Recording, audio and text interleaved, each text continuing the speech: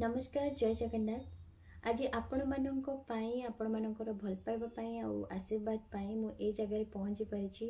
मो पाखे माने बहुत कम समय भितर सिल्वर प्ले बटन आसिक पहुँची जाइए जोटा मुझे आपण मान सहित शेयर कली।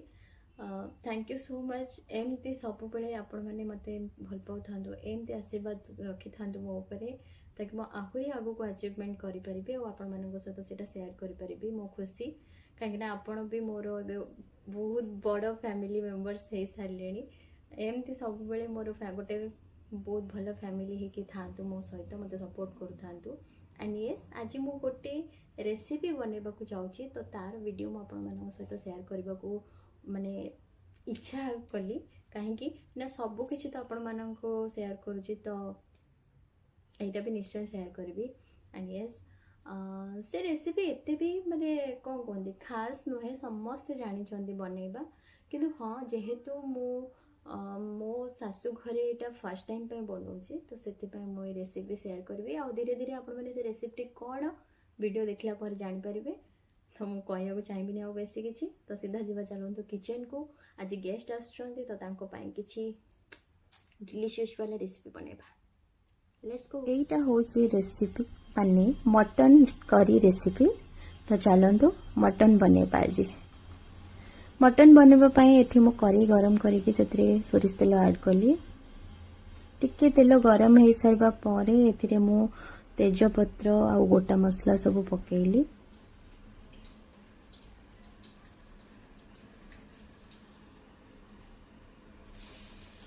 गोटा मसला टिके भाजी ही गला परे सेथिरे काटिक रखिथिबा पियाज को ऐड कली। एंड यस पियाज भाजवा टाइम रे एटा समस्त जानी मु तथापि आउ थे कहीदेवी टिके लुण पकई देले पियाजटा जल्दी सीझी जाए। एटा मो मामा को शिखी कहीं मुझे आगुरी जानी नी। लुण पकईले जल्दी सीझी जाए पियाजटा इजी हुए फ्राए करने। तो पियाज को एमती धीरे धीरे फ्राए करके हल्का गोल्डन ब्राउन हो गला परे एथिरे मु बाटिक रखिथिबा अदा रसुण और टमाटो पेस्ट ऐड कली।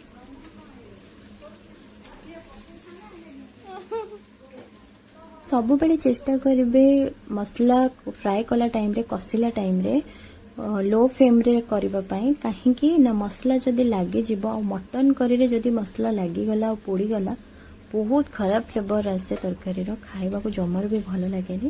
तो सब बेले लो फ्लेम रे हमें मसला को धीरे धीरे कसिबा। तो एठी मसला को मु छाड़ी देली टिके पानी सुखी जीवा पई और तेल मसला रो बाहरबा पई। देखि पड़थिबे एबे मसला रो तेल बाहर सारलाणी और केते सुंदर देखा जाउची। मते किछि भी पर्यंत लंका गुंड भी पकेइनी हल्दी गुंड भी पकेइनी बहुत सुंदर कलर आसी गलाणी हल्का ब्राउन हे गलाणी मसला।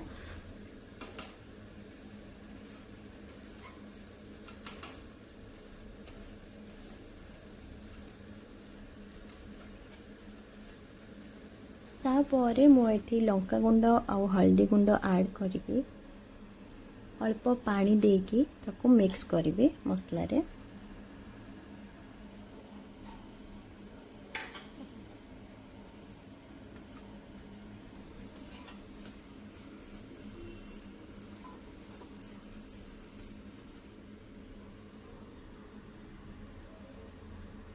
एठी मोटे कथा कहबे करेर हैंडल भांगी जाइए बोले दया करी कहीं खराब भावेनी कहीं ना एटा आगुरी करेर हैंडल भांगी जाइतिला सेतिपाई जेहेतु नॉनवेज रंधा होउची तो ए करेटा आमे रखि देइछु बड़ करेटा जेहेतु तो आमे एटा रखि देइछु नॉनवेज रोसई करबा पई।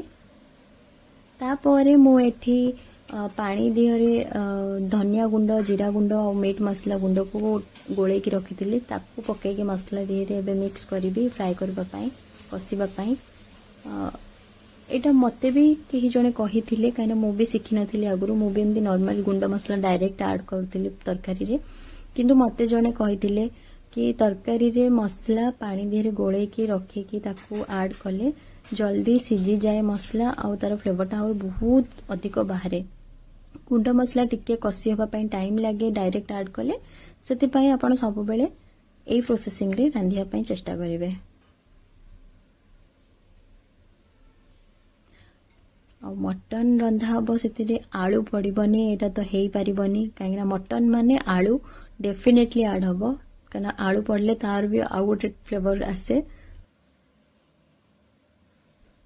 ମସଲା ଅଧିକ କ୍ୱାଣ୍ଟିଟିର ଅଛି ବୋଲି ଦେଖିକି ଭାବିବେନି ଆମେ ମାନେ ଏତେ ମସଲା ଖାଉଛୁ, ଜମା ନାହିଁ। ଯେହେତୁ ମଟନ୍ର କ୍ୱାଣ୍ଟିଟି ଟିକେ ଅଧିକ ଅଛି ତ ମସଲା କ୍ୱାଣ୍ଟିଟି ଟିକେ ଅଧିକ ରଖାଯାଇଛି। ତ ଏଠି ମସଲା କଷି ହେଇସାରିବା ପରେ ମୁଁ ଏଥିରେ ମଟନ୍ ଆଡ୍ କଲି। କଞ୍ଚା ମଟନ୍ ଆଜି ରୋଷେଇ ହେଉଛି। ଦୁଇ ଟାଇପ୍ର ମଟନ୍ ଅଛି, ମାନେ ମଟନ୍ କରି ରେସିପି ଅଛି, ଗୋଟେ ସିଝା ମଟନ୍ ଆଉ ଗୋଟେ କଞ୍ଚା ମଟନ୍। ମୁଁ ସିଝା ମଟନ୍ଟା ମୋ ଆଈଙ୍କଠୁ ଶିଖିଥିଲି। ଆଈ ସେ ଟାଇପ୍ର ମଟନ୍ କରନ୍ତି ସିଝେଇକି, ତାର ବି ଗୋଟେ ଫ୍ଲେଭର ଅଲଗା ଆସେ, ଭଲ ବି ଲାଗେ ଖାଇବା ପାଇଁ, ଏମିତି ନାହିଁ କି ଭଲ ଲାଗେନି। ତ ଏଠି କଞ୍ଚା ମଟନ୍ ଯେହେତୁ ଆଡ୍ କରୁଛେ ତ ଆମକୁ ଟିକେ ତ ପେସେନ୍ସ ରଖିକି କୁକ୍ କରିବା ପାଇଁ ପଡ଼ିବ।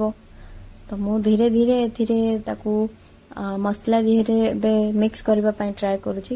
ଯେ ପର୍ଯ୍ୟନ୍ତ ମଟନ୍ ମସଲା ଦିହରେ ମିକ୍ସ ନ ହେଇଛି ସେ ପର୍ଯ୍ୟନ୍ତ ତ ଆପଣମାନେ ତାକୁ ଟ୍ରାଏ କରିବେ ଫ୍ରାଏ କରିବା ପାଇଁ।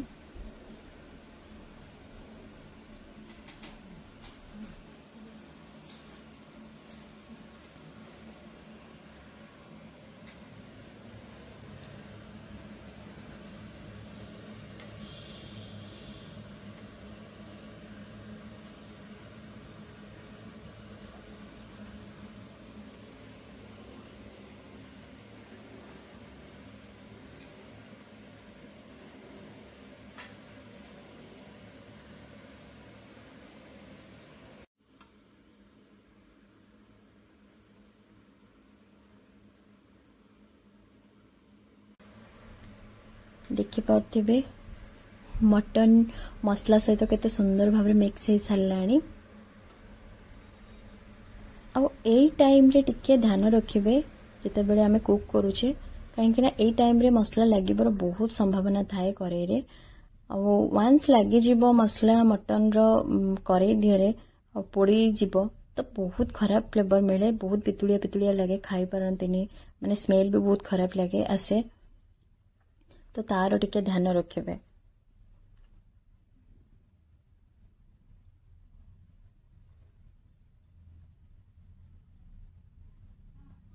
ଏଠି ମଟନ୍ ଭଲକି କଷି ହେଇସାରିଲା ପରେ ମୁଁ ଏଥିରେ ଭାଜିକି ରଖିଥିବା ଆଳୁ ଆଡ୍ କରିଥିଲି, କିନ୍ତୁ ତାର କ୍ଲିପ୍ ମୁଁ ନେଇନଥିଲି, ଭୁଲି ଯାଇଥିଲି, ତ ଆପଣମାନଙ୍କୁ ଦେଖେଇ ପାରିଲିନି। ତାପରେ ମୁଁ ସବୁ କିଛିକୁ ମିକ୍ସ କରିସାରିଲା ପରେ ମୁଁ ପ୍ରେସରରେ ଦେଇଦେଲି ସିଝେଇବା ପାଇଁ। ଗୋଟେ ସିଟି ଦେଇକି ସିଝେଇବେ, କାହିଁକିନା ଗୋଟେ ସିଟି ଦେଇକି ସିଝେଇଲେ ହିଁ ତାର ମାନେ ମଟନ୍ର ଟେଷ୍ଟ ହିଁ ଭଲ ଲାଗେ, ବେଶୀ ସିଝିଲେ ସିଝାଳିଆ ଲାଗେ, ଖାଇ ହୁଏନି। ତ ଦେଖିପାରୁଥିବେ ଏବେ फाइनाली मो मटन बनिकी रेडी हो गलानी एंड देखि पड़थु केते डिलीशियस देखा जाउछि, खाइबा पय भी बहुत टेस्टी हेछि। एंड ये सेथरे फ्लेवर पय टिके धनिया पत्र भी ऐड करिवे, मो भी करिथिली। एइटा थिला मोर रेसिपी। आपण माने वीडियो देखि तो जानि सारिबेनी, मो आरंभरु ता ना कहि नथिली। यस मु आगु को ट्राई करबी आपण माननको पय बहुत भलो भलो न्यू कंटेंट आनिबा पय। आउ समस्त रिक्वेस्ट करछन्ती होम टूर वीडियो बनेबको, बट मते टिके टाइम लागिबो ता पय, काहेकि ना एबे घर कंप्लीट हेइनी, धीरे धीरे वर्क चलीछि। होम टूर ता टिके माने मु एबे प्रिफर करूनी दबा पय, सो सॉरी। किंतु हाँ मु आगु को आउरी बहुत भलो भलो कंटेंट नेके आसीबा पय ट्राई करबी, काहेकि ना आपण माने एत्ते सारा भल पाइबा दउछन्ती माने मु आपण पय निश्चय ट्राई करबी। तो पुणी देखा हम मोर आउ गोटे नुआ वीडियो रे, से पर्यंत ए वीडियो को बहुत सारा भल पाइबा दउथांतु। एंड यस आउ थरे कहबी एमती मते बहुत सारा आशीर्वाद करथांतु, ताकि मु आहुरी आगु को अचीवमेंट करबी और आपण मानक सहित मो खुशीटा को शेयर करबी। लव यू ऑल, जय जगन्नाथ, समस्त भले थांतु।